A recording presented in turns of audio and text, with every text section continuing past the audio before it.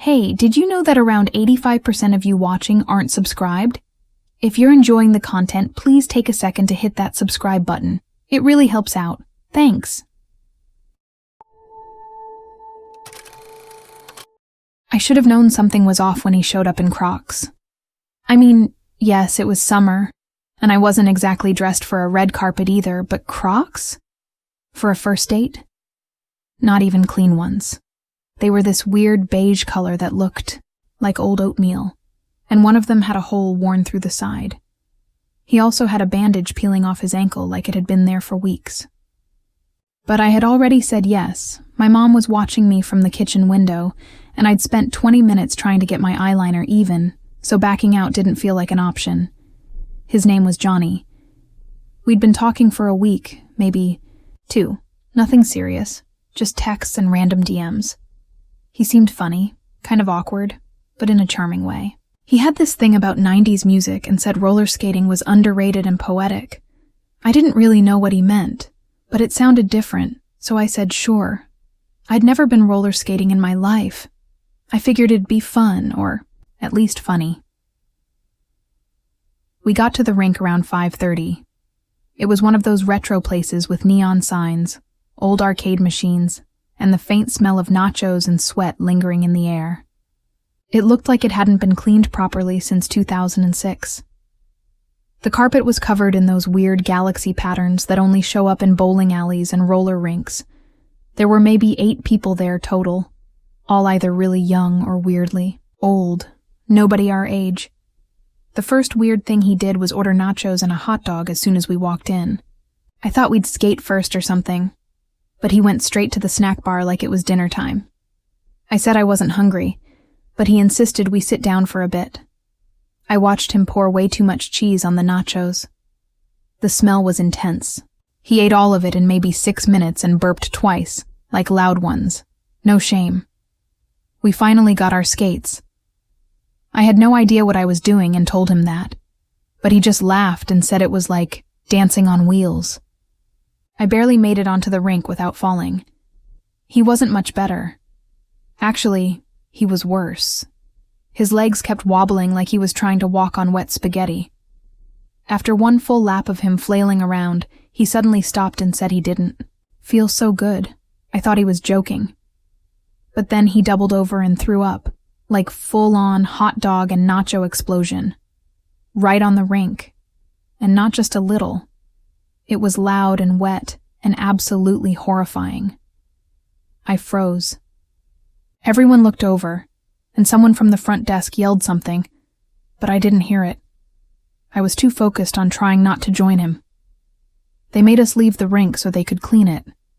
I thought the date would be over at that point. It should have been. But Johnny insisted he was fine. He blamed the cheese, said it was low quality.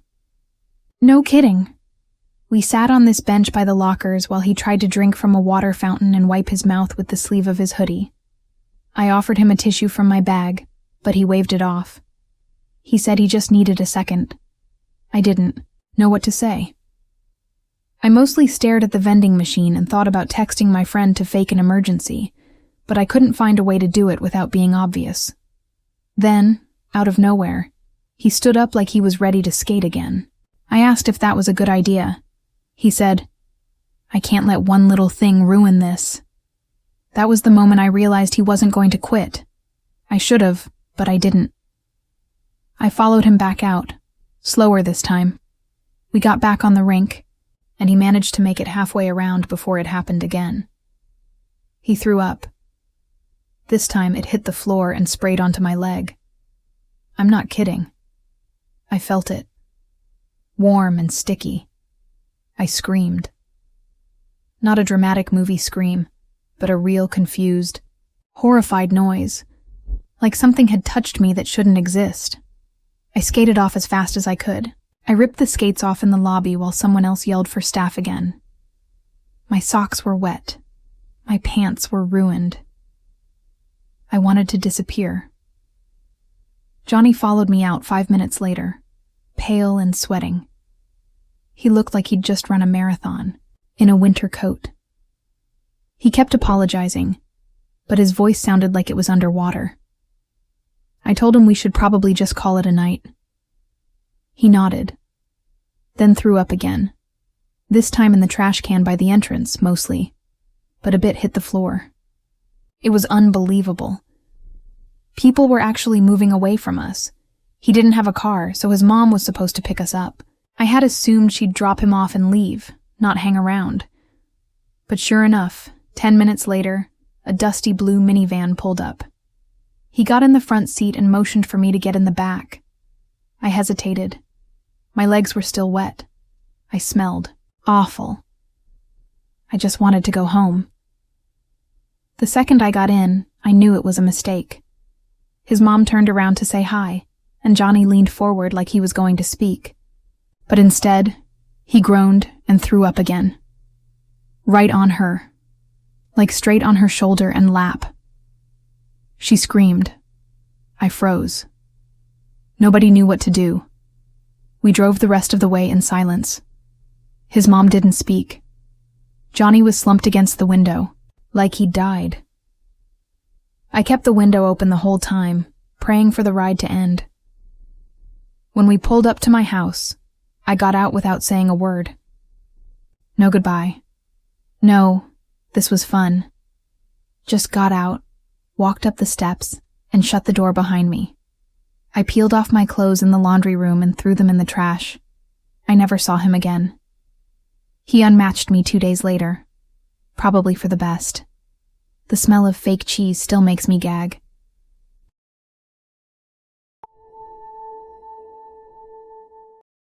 First off, I swear this really happened. People think I made it up for laughs, but no. This was real. And honestly, it still makes my face heat up every time I think about it. I've never told the full version out loud because I can barely get through it without dying of secondhand embarrassment. So I went on a date with Gloria. We'd been texting for a couple of weeks. Nothing serious, just a lot of back and forth. She was cool, funny, always posting dumb memes, and had this dry humor that kind of caught me off guard at first. She wasn't like other girls I'd talked to. She was sarcastic and a little blunt, but in a way that made me want to keep talking to her. When I asked her to see a movie, she actually seemed excited. We picked a late showing, one of those 9:45 p.m. slots where you know most people there are either couples or people trying not to be seen. The theater was in this half-dead mall where 3 out of 5 food places were closed down, and the arcade smelled like burnt plastic.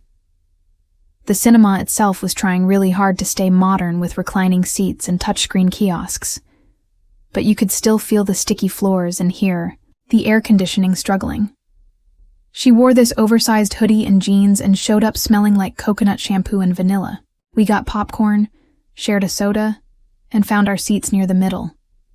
Everything was going fine, honestly. We were just joking around, making dumb comments about the trailers, and I was thinking, yeah, this is going better than I expected. About 10 minutes into the movie, I had to go to the bathroom. I'd tried to hold it, but the soda hit faster than I thought it would. I asked her if she wanted anything on the way back, and she waved me off. So I went, did my thing, and came back. By then, the movie had already started. Now here's where everything went off the rails. When I came back, it was pitch dark in the theater. The kind of dark where you can only see glowing outlines of people's faces from the screen. I thought I had counted the rows right. I was pretty sure I had. I saw someone wearing a hoodie just like Gloria's sitting in the same spot she was in before I left. Same hair, same posture, everything matched up. So I just sat down beside her again. I didn't say anything because I didn't want to be that guy who talks during a movie. I just leaned back, got comfortable, and settled in. At some point, maybe 15 minutes later, we started leaning into each other. Shoulders touched. Then her hand kind of brushed mine on the armrest, and she didn't pull away. It felt natural. We were sharing popcorn again. I thought, okay, this is going really well. Then it happened. I leaned in a little more, and she didn't move. Next thing I know, we kissed. Not a big dramatic kiss or anything, just a soft, slow one. And it was actually really good. It wasn't awkward or rushed. It was one of those kisses that makes you forget you're in public. We stayed close after that, just sitting there like something had shifted between us. And then the movie ended. The lights came on. I turned to say something, still kind of smiling, and my stomach dropped straight into the floor. It wasn't Gloria. I had no idea who this girl was. She turned to look at me too, and I saw it hit her face at the exact same time. We just stared at each other for a second, both of us trying to figure out what had just happened. I looked around, heart pounding, and that's when I saw Gloria, 2 rows ahead, already standing, staring at me like I had just kicked her dog. Couldn't move. I literally couldn't process anything. I just sat there like an idiot while the stranger awkwardly got up and walked away without saying anything. I didn't even apologize. I didn't say anything. My mouth stopped working. Gloria didn't yell. She didn't cause a scene. She just walked out of the theater without looking back. I ran after her, but by the time I got to the lobby, she was gone. She'd called a ride or something because I checked the parking lot and she wasn't there. My phone buzzed with a single text from her that said, "Seriously?" I tried to explain. I texted her the whole story, that it was a mistake, that the hoodie was the same, that I had no idea, that I thought it was her the whole time.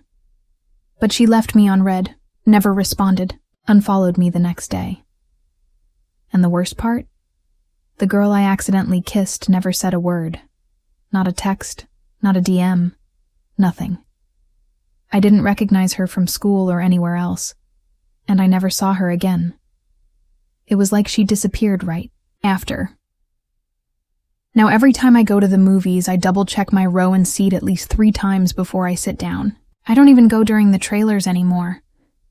I wait until the lights are fully on, and I can see every face in the theater. I don't trust hoodies. I don't trust dark theaters. I don't even trust popcorn anymore. It could have been a great night. It could have been one of those stories you tell people with a smile. But instead, it's the most embarrassing, awkward, mind-melting date I've ever had.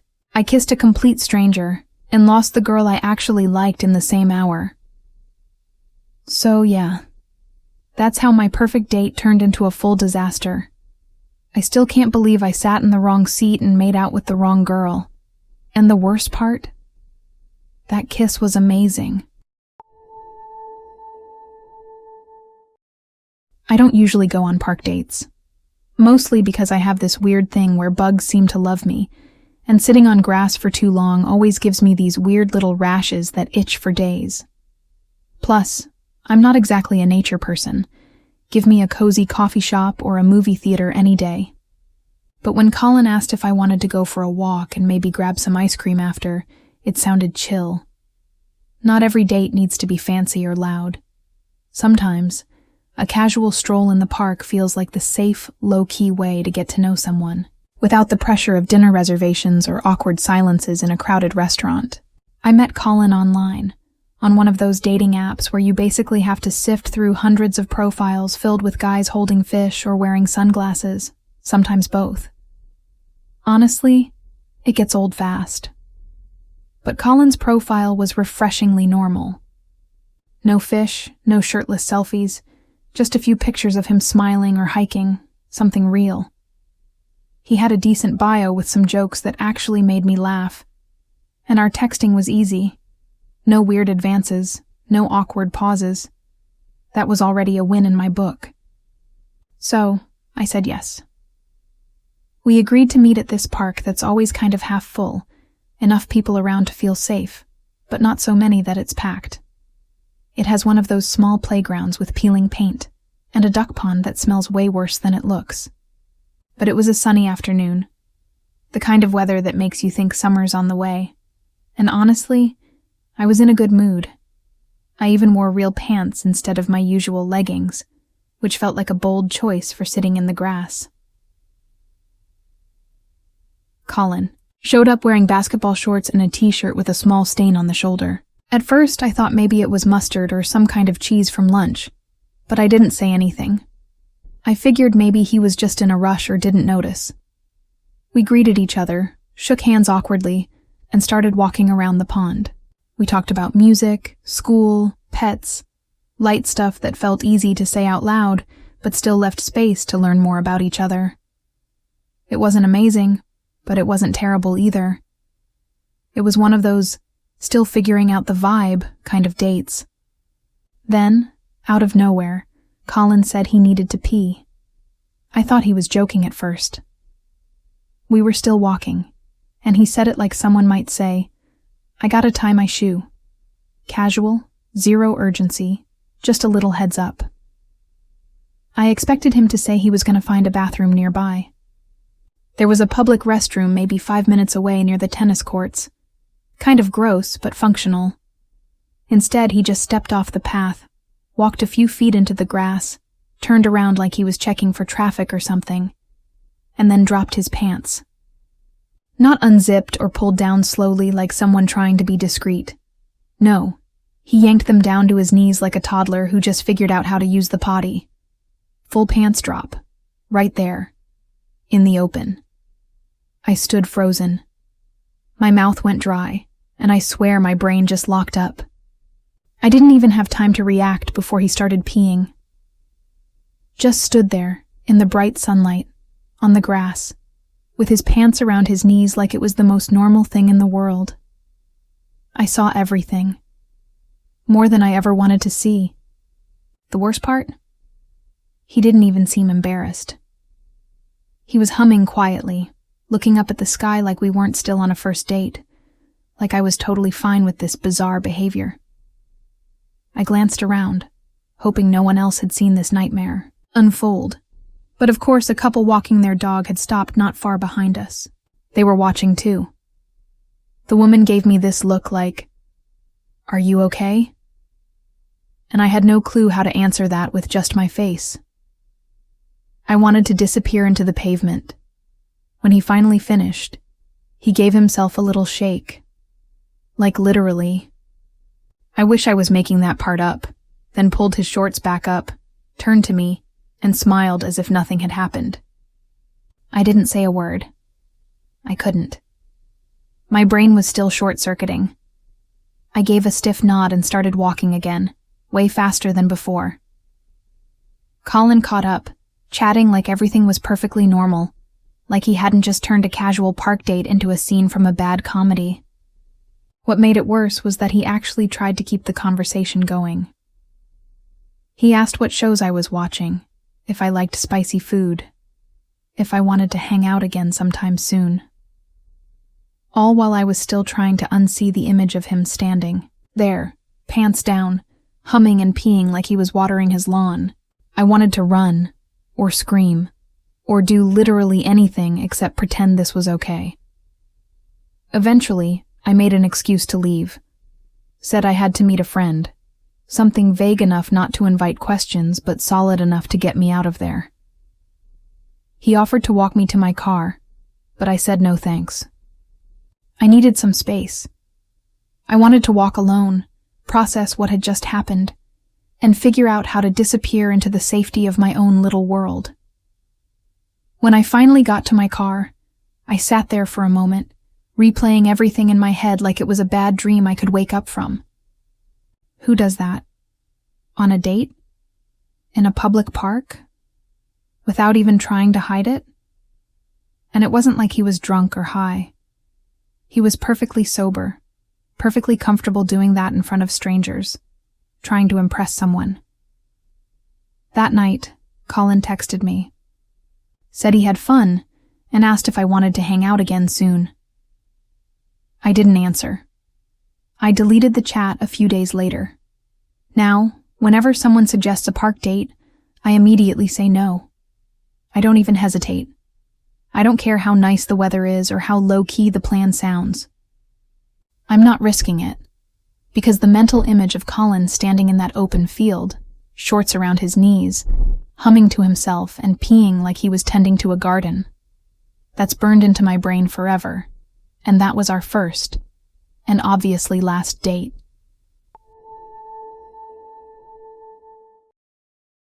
I knew something was off the second I saw her walking across the parking lot. She stood out immediately, not because she was late, not because she looked different from her profile, but because she was dressed like a Halloween costume had exploded on her. A nurse outfit. A tight one. Bright white, super short skirt, tall heels, and a little red cross on her chest. It didn't look like scrubs.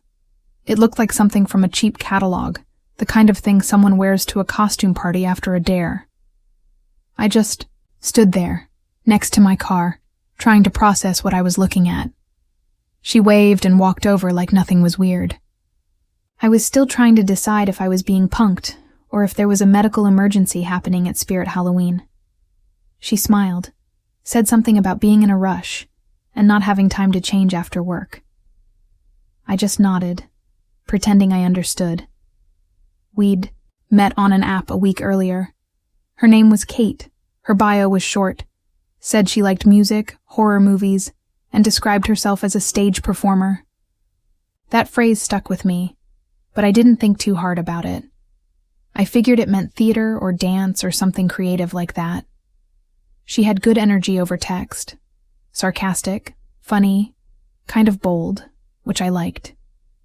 She picked the place for the date, some random outdoor burger spot that had lights strung across picnic tables and loud music playing from a speaker nailed to the wall.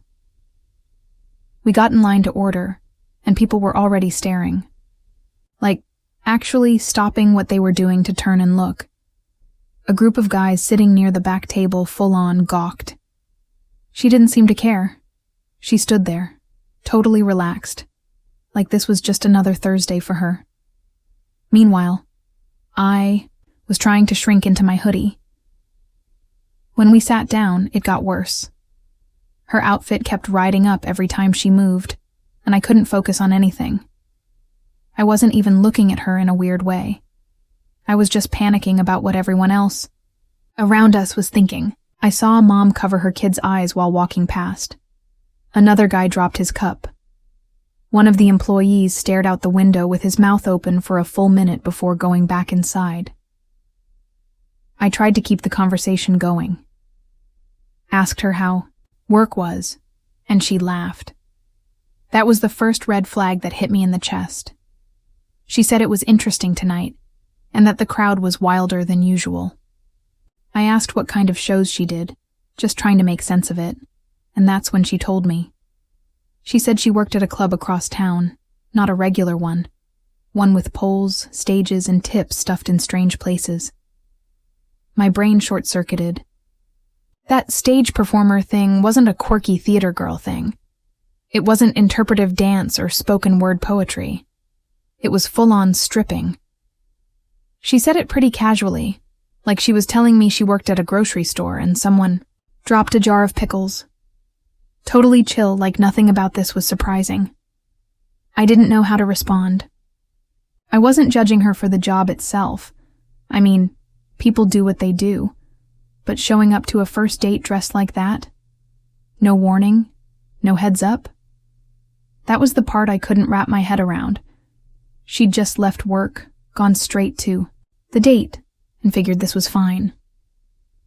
I picked at my fries while she talked about regulars at the club, funny moments from shows, and how exhausting it was to dance in heels for hours. Meanwhile, I was doing mental gymnastics trying to figure out how to end the night politely without looking like a total jerk. Then, while I was mid-sip of my drink, she leaned forward and said she recognized a guy sitting 2 tables over. Apparently, he'd been in the audience that same night. He kept looking over at her, and she waved, like they were at a school reunion or something. The guy looked so uncomfortable. I almost felt bad for him. He got up and left, food barely touched. I don't think he expected to run into her at a burger place in the same outfit she'd just been wearing on stage a few hours ago. Honestly, neither did I. I excused myself to go to the bathroom. But really, I just stood in front of the mirror, trying to breathe. It was one of those moments where your brain needs a second to catch up with what's happening. I wasn't mad. I wasn't offended. I was just weirded out.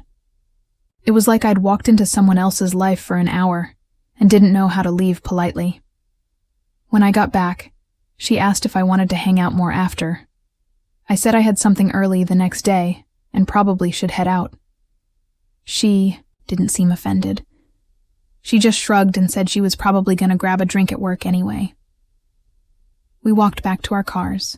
She gave me a hug goodbye, smelled like perfume and smoke, and then disappeared into the night like nothing happened. I sat in my car for 10 minutes before starting the engine. I didn't text her after that. She didn't text me either.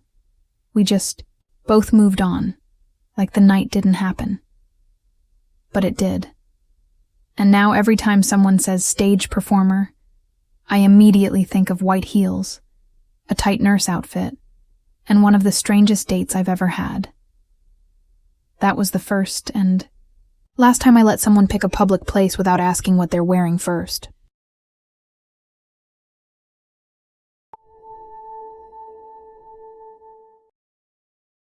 I thought I was just going out for a chill night. You know, grab a few drinks, maybe get to know the guy a little.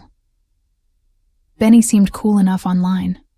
Funny, a little wild, but nothing that screamed disaster waiting to happen. His profile had that easy charm, with jokes that didn't feel forced and pictures that looked like he actually had a life outside the app. So when he asked me out to this small bar downtown, I said sure. How bad could it be? The place was packed when I got there. One of those bars with dim lighting and a constant hum of laughter and clinking glasses. It wasn't a fancy spot. Just a cozy dive with neon beer signs buzzing overhead and a jukebox that cycled through classic rock and country hits. The kind of place where people go to forget they have to be responsible the next day. Benny was already there, perched in the corner of the bar with that easy smile that makes you think everything's gonna be fine. He waved me over like he'd been waiting just for me. At first, he seemed normal, ordering drinks like a casual guy who knew his way around a bar. He made some small talk about work and the latest comedy special he'd watched. I thought, okay, this isn't bad. But pretty quickly I noticed he was drinking faster than I expected. Like, way faster. The first beer he ordered was gone in what felt like minutes, and before I even finished my first sip, he was already signaling the bartender for another. I didn't say anything. Maybe he was just thirsty or trying to loosen up, I told myself. Then came the football talk. The game flickered on the TV overhead, and Benny's eyes lit up. I'm not really into sports, but I figured, okay, it's part of the scene here. People yelling at the screen, betting, waving drinks around. It's normal bar stuff. But Benny got intense. Like, suddenly this quiet, funny guy turned into someone else. He started arguing with the guy next to him about some play that had just happened. I couldn't keep up because I don't watch football, but Benny was all fired up, pointing, raising his voice, shaking his head like the other guy was personally ruining his day. His tone went from playful teasing to borderline aggressive in seconds.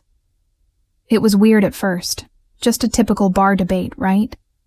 Except Benny wasn't backing down. The guy next to him matched his energy, and what started as a disagreement quickly spiraled into a full-blown shouting match. I was stuck between wanting to pull Benny back and just sitting there, frozen, hoping it wouldn't get worse. But it did. Without much warning, Benny threw the first punch. The sound of the fist hitting flesh made my stomach flip. It was like watching something out of a movie but happening right in front of me. Raw, chaotic, and terrifying. 1 second they were yelling, the next they were on each other, fists flying. Glasses crashed on the floor, beer sprayed everywhere, and people yelled over the chaos. I just sat there, heart pounding, mind racing, trying to figure out if I should jump in or run for the door. Benny was bigger, definitely stronger, But the other guy fought dirty. There was biting, hair pulling, and I could hear what sounded like a bone cracking. The bartender was screaming for them to stop, but it was like the fight had its own momentum. Someone tried to pull Benny off, but he broke free like it was nothing. The whole bar turned into chaos, people yelling, some trying to intervene, others just pulling out their phones to film. I didn't know what to do. I'd never seen anyone lose it like that before, especially not on a first date. It felt surreal, like I'd walked into a nightmare that I couldn't wake up from. My mind raced through every possible exit while Benny kept swinging, sweat and spit flying, his face red and wild, like he was possessed by some uncontrollable rage. Then, just as suddenly as it started, Benny stumbled back, blood dripping from his nose. The guy he was fighting grabbed his coat and pushed him toward the door, shouting something harsh. Benny looked like he wanted to keep going, but someone grabbed his arm, dragging him out into the cold night air. The bar fell into a stunned silence after they left, the echo of their fight still hanging in the air. I sat there for a long time after, trying to breathe, trying to make sense of what just happened. The bartender started cleaning up the broken glass and spilled beer, but the energy in the room stayed electric, like everyone was still buzzing from the chaos. I checked my phone, hoping for a distraction, but my hands were shaking too much to even scroll properly. I thought about leaving, but part of me was frozen in place, stuck in the shock of it all. Later that night, Benny texted me like nothing had happened. No apology, no explanation, just a casual, "Hey, had fun tonight. Let's hang out again soon?" It felt like a slap in the face. How could he act like the bar turning into a fight club was normal? Like I hadn't just watched the guy I was supposed to be getting to know lose control in front of me. I didn't reply. That was the last time I saw him. I deleted his number and blocked him on every social app I could find. Sometimes, when I think back on that night, I can still hear the crash of the glasses and the angry shouts echoing in my head. It was a reminder that sometimes, the person you think is just a little wild can turn into a full-blown storm before you even know it. And all I wanted was a chill night out.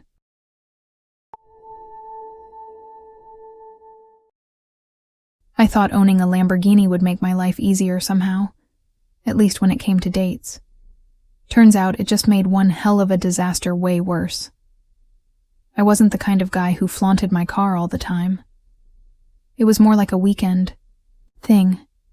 Something I drove when I wanted to feel untouchable or impress a girl without having to say much. So when Francesca said she wanted to see it, I wasn't about to say no. I mean, who would? She seemed fun, confident, and honestly, a little wild in a way that I thought could be cool. She had this vibe like she was the kind of person who could handle it, whatever it was. We met up one Friday afternoon. The sun was just right, not too hot but bright enough to make the yellow paint gleam like it was glowing. Francesca showed up wearing sunglasses bigger than her face, and this smug smile like she knew she was about to have the best day ever. I felt a mix of nerves and excitement, partly because I liked her, and partly because I was ready to flex a little with my car. After cruising around the block a couple of times, Francesca casually mentioned she wanted to drive.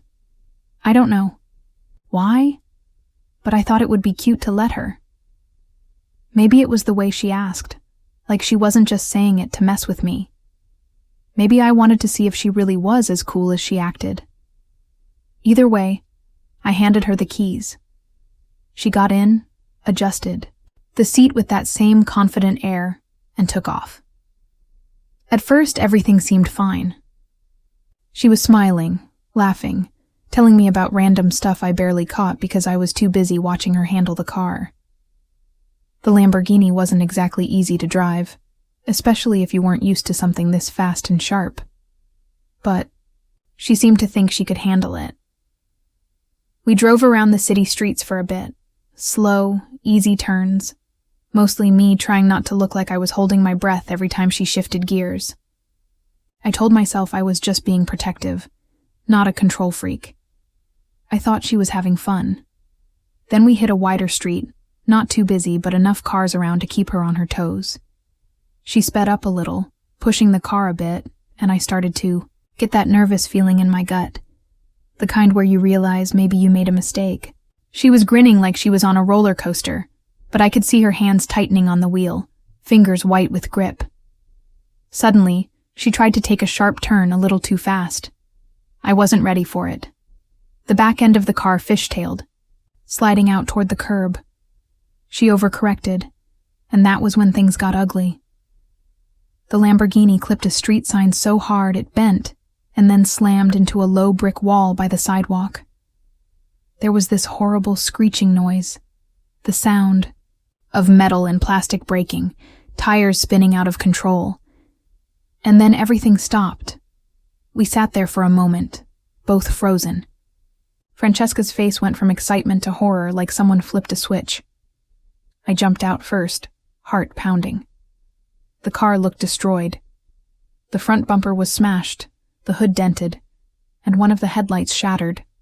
The wheel was bent, weird, and the engine was making this strange ticking noise. Francesca was shaking, apologizing, looking like she wanted to crawl into a hole. I didn't know what to say. My head was spinning. The thing about a Lamborghini isn't just that it's expensive, but it's also this beautiful, delicate machine that you never expect to see wrecked like a regular beat-up car. We were stranded, on the side of a busy street. People were stopping to stare.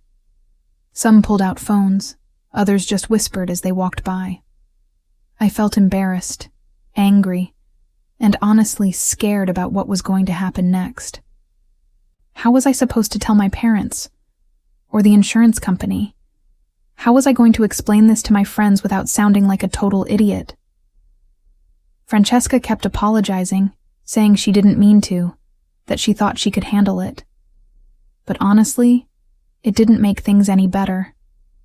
The night that was supposed to be fun and casual turned into me standing on the sidewalk with a crushed car and a girl who looked like she'd just ruined my whole world. The tow truck took forever to show up. We sat in silence mostly, broken, only by the occasional honk or the distant noise of traffic. Francesca kept trying to make jokes to lighten the mood, but they all fell flat. I could tell she felt terrible, but I was just too stunned to even be mad yet. When the car got loaded onto the truck, I realized the night was officially over. I gave Francesca a ride home, the whole drive feeling like a blur. She didn't say much, and neither did I. By the time I dropped her off, I was already replaying every second of the night, wondering how I had let this happen. I didn't hear from her again after that. No texts, no calls, just silence. Maybe she was embarrassed, or maybe she knew she screwed things up so badly there wasn't a way to fix it. Either way, I wasn't going to chase it. That night with Francesca and the Lamborghini didn't just wreck my car, it wrecked the idea of a smooth first date too. All I was left with was a busted-up car, a memory I wish I could erase, and a reminder that sometimes letting someone else take the wheel isn't the best idea, no matter how cute it seems at first.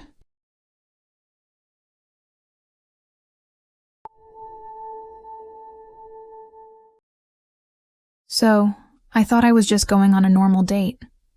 You know, meet a guy, have some drinks, see if there's any spark.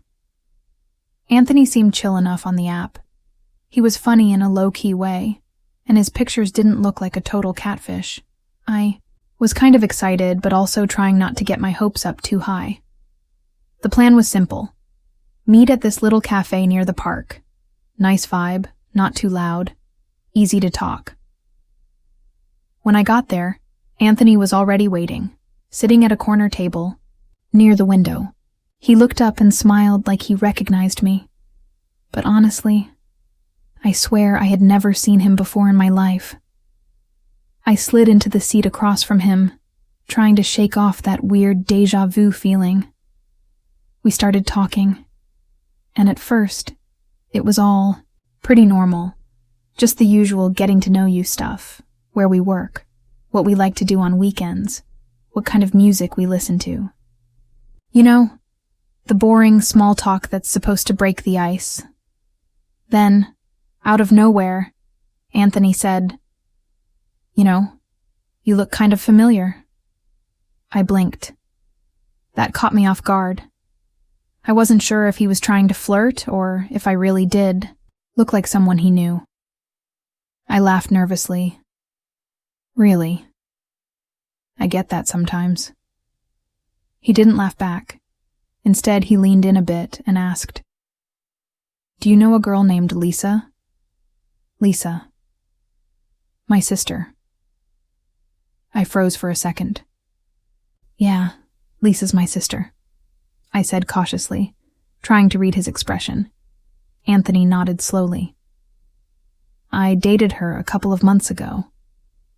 And just like that, everything got weird. I wasn't sure if he was joking or trying to impress me, but his smile faded a little, and this strange, almost haunted look took over his face. My stomach dropped.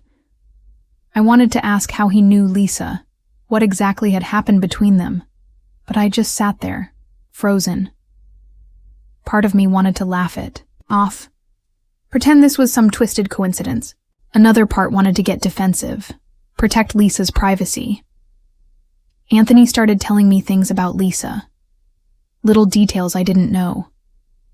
Things that only someone really close to her would know. That's when it hit me. He wasn't bluffing. He really did date my sister. And not just briefly. He knew her in ways I didn't. The thing is, Lisa and I don't talk much anymore. We drifted apart over the years. Some family stuff nobody really wants to explain. A silence that grew between us. So hearing this from a complete stranger sitting across from me was like being yanked back into a part of my life I thought I had left behind. We kept talking, but the mood shifted. Anthony wasn't just some random guy on a date anymore.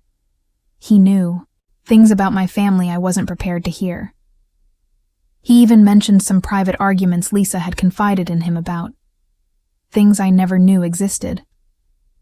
I tried to steer the conversation back to safer topics, but it felt impossible. The past was crawling over the present, and I didn't know how to stop it. After a while, we decided to take a walk. The cafe was nice, but the air felt heavy, so I thought some fresh air might help clear my head. We headed to the park nearby, a place I usually went to when I wanted to think. The sun was setting, casting long shadows over the grass, and for a moment, the quietness felt good. But Anthony kept bringing Lisa up. Every few minutes, he'd say something like, "She's different now, you know?" I wanted to reach out, but I didn't know how. Or, I wonder if she even thinks about me anymore. It was like he was stuck on her, like this date was just a side note in his attempt to get back to Lisa. I tried to focus on the park, the kids playing, the dogs running, the cool breeze. But his words kept pulling me back. At one point, he asked, "Do you ever talk to Lisa about me?" I said no, and that felt like a lie. Because honestly, Lisa never told me anything about Anthony. It was like she was hiding that part of her life from me. Like some secret I wasn't supposed to attend. No. And here was this guy, acting like he was still part of her story, dragging me into it. The weirdest part was how Anthony kept looking around like he was waiting for someone, or checking if Lisa might be nearby. He'd glance over his shoulder every few minutes, almost paranoid. It made me uneasy. I kept wondering if this was some kind of setup, or if he had an agenda beyond just going on a date with me. The park started to feel less like a peaceful place, and more like a trap. I wanted to leave, but I didn't know how. I didn't want to be rude, and I definitely didn't want to make things awkward or dangerous. So I kept talking, smiling when I could, nodding like I was interested. But inside, I was shrinking. By the time Anthony walked me back to my place, the sun had fully set, and the streetlights flickered on. He acted like nothing was wrong, like we'd just had a normal date. He said things like, "I had a good time," and "We should do this again," but I couldn't shake the feeling that he was still watching, still waiting for something. It wasn't a good kind of waiting. It was the kind that makes you feel like you're part of some complicated game you didn't sign up for. I didn't hear from Anthony again after that night, and honestly, I'm kind of relieved. Some things are better left in the past, and some people are better left unknown. That date didn't just ruin one night. It dragged me back into a part of my life I wasn't ready to deal with. And the worst part? I still wonder what exactly he wanted from Lisa, and if I'll ever really understand how much he knew about her, or about me.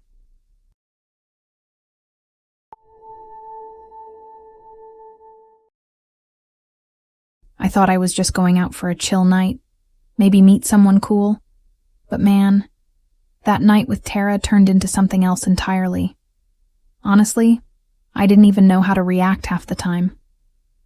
We met at this tiny cafe on the edge of town, kind of a hidden gem nobody really talks about.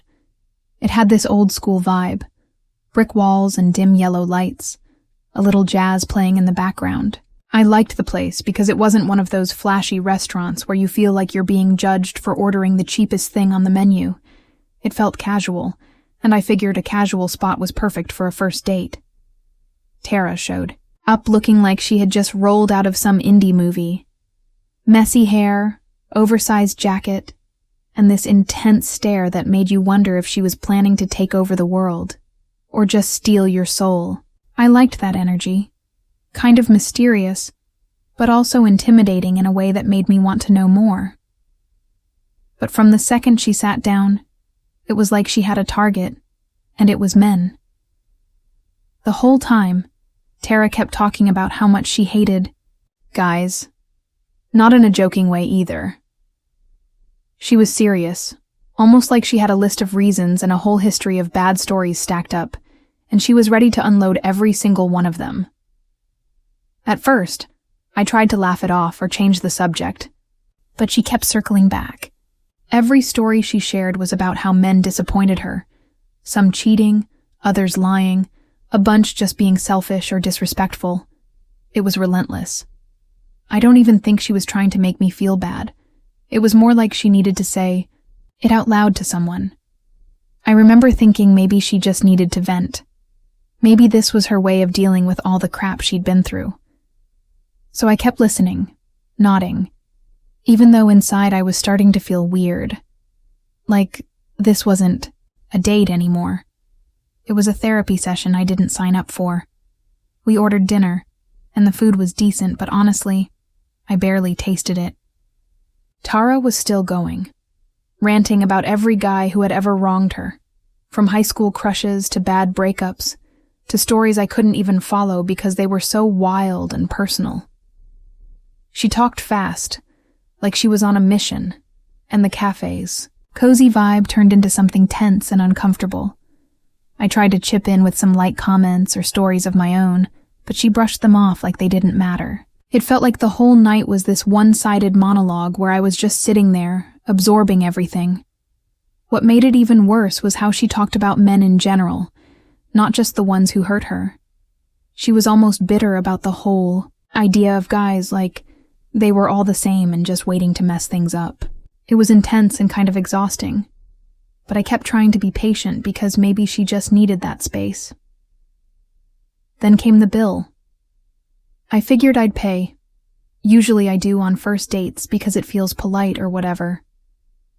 But the way Tara looked at it when it came was something else. It wasn't just a casual glance. It was like she expected me to cover everything, no questions asked. When I reached for my wallet, she made this small, almost satisfied smile, like she was silently saying, "See, this is how it's supposed to be." I hesitated for a second, because I wasn't sure if I was imagining it. I mean, I wasn't made of money, but I don't mind paying when it feels right. But with Tara, the vibe had shifted. It felt less like a date and more like a test. I paid, but the whole time, she didn't thank me or even look that grateful. Instead, she went back to talking, back to the men and how they never pay, how they always expect something in return, and how she was tired of it all. That was the moment I realized this wasn't just a rough night or a bad date. This was something different, like I was stuck in a loop of negativity and resentment, and there was no getting out without a fight or running away. After we left the cafe, we walked for a bit through the nearby streets. The night was cool and quiet, but Tara kept dragging the conversation back to the same place, how much she hated men and how guys always messed things up. I felt like I was watching a train wreck in slow motion. I didn't want to say anything. That would make it worse. But I was done listening to all that hate without a break. By the time I got home, I was drained. I didn't get a single moment to just enjoy the night, or learn something real about Tara, beyond her anger and bitterness. I never heard from her again. Looking back, that night didn't just feel disturbing because of the vibe or the way she treated me. It was more like stepping into someone else's storm without warning and realizing that storm wasn't going to calm down anytime soon. It was heavy, messy, and not something I wanted to be part of again. Thank you for watching till the end of the video. Now sit back, relax, and listen to an hour of calming rain sounds.